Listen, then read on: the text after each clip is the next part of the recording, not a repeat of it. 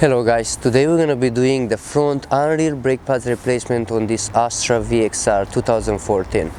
This is one of my very first video talking about my car's maintenance, so I decided to make a small Facebook page and also a YouTube channel, and if you wanna stay up to date with my future videos, just go there and have a look, because I'm gonna make 2 or 3 more videos like this, like how to change your engine oil and also how to fit your HID lights, because the standard ones aren't so bright, so they're a joke.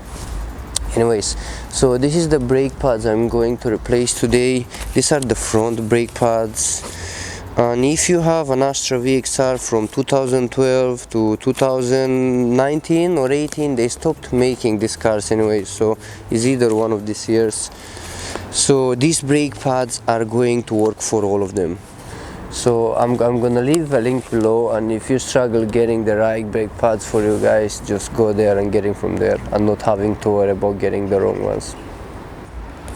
Okay, so this one are the rear ones. The rear ones are no Brembo brake pads, so are a little bit cheaper as well. The Brembo brake pads for the rear Brembo brake pads are so much more expensive than the front ones, and I don't understand why, because the front ones are more important than at the back. They're doing 70% of the job. But anyways, I wouldn't recommend to buy Brembo brake pads from the ones at the back. In the front it's fine, but no in the back. Anyways, I'm not gonna keep you any longer. I'm gonna get straight to the point. I'm gonna jack up the car, pop the wheel out, and let's have a look.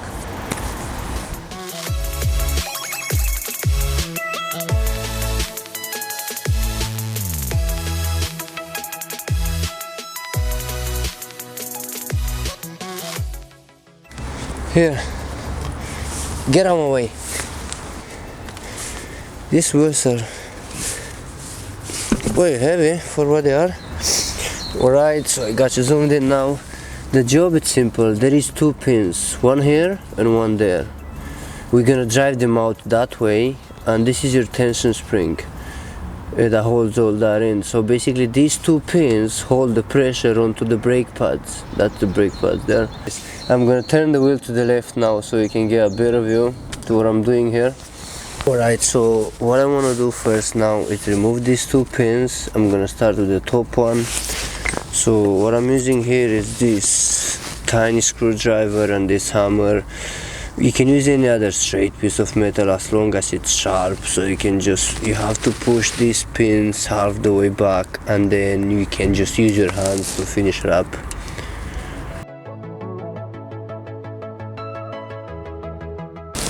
Okay, the pins are the same, so you don't have to worry about mixing them up. You can just put them anywhere. And now, what I was gonna use, where I lost it. It was here. It was fucking here. Okay, so now is now. What I want to do is, you have to press on those pistons. You have to push the back in. So you might be able to use your hands, but it's too hard. So I'm using this plier. Just apply some pressure. You don't have to go crazy on it. As you can see, they're moving, so you have to push them all the way back in, so you give enough room for the new brake pads to come in.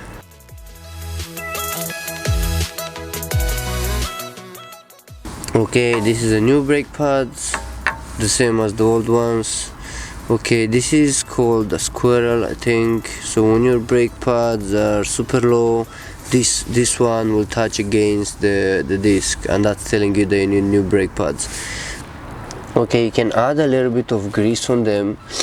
You don't have to, but you have to remember, because this brake pad will stay here for a year and a half, maybe 2 years. So just add some grease on the side here.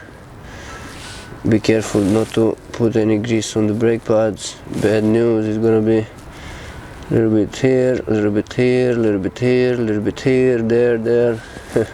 Too much now. So you just put it back. Hey, get there.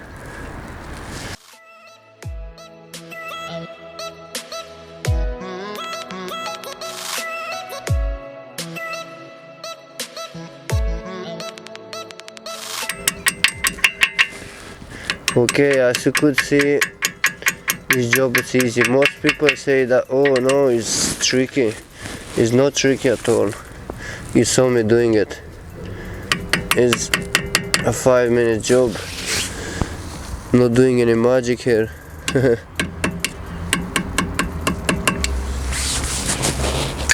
That was it.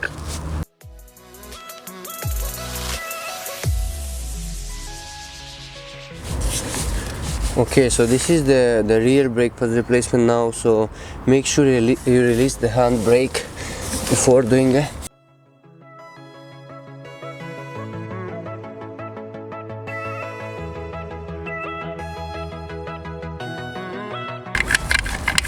It's good to put your car in the first gear as well, just to make sure it's not moving, because if it does move, you don't want to know what's gonna happen if your car goes away. Get out of my way, yourself. Okay, so I got you zoomed in here now again. So this is the rear brake caliper, a little bit smaller than the one in the front. The ones in the front, they have to be bigger because they're doing 70-80% of the job, so that is the reason that they're so much bigger and stronger. Okay, I wouldn't say that they're much harder to be replaced, maybe a little bit trickier. So this is the pins that we have to remove, one here and one there. So this is the only 2 pins that we're gonna have to take out, nothing else.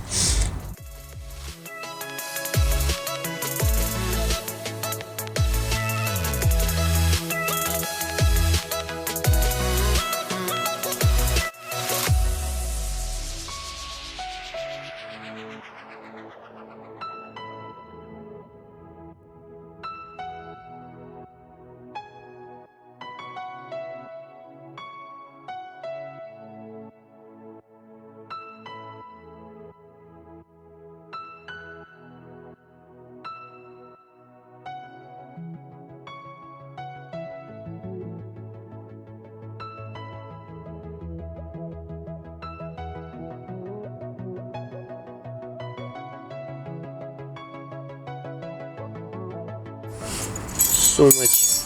Hey, where are you going? Think you're gonna escape? Get there. Get down there. So she said. Wow, they're looking good, mate.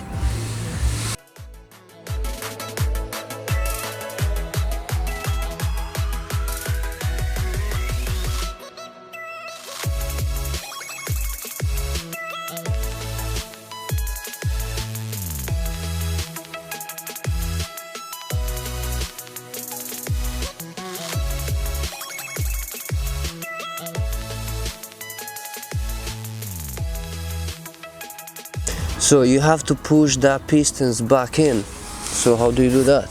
That's the question. So you see those 2 holes, one here and one there. I'm gonna stick the plier in there, and you have to twist and press in the same time. I squeeze and then twist and press in the same time, and the piston will just go back itself. This is a hard process, but get on eventually.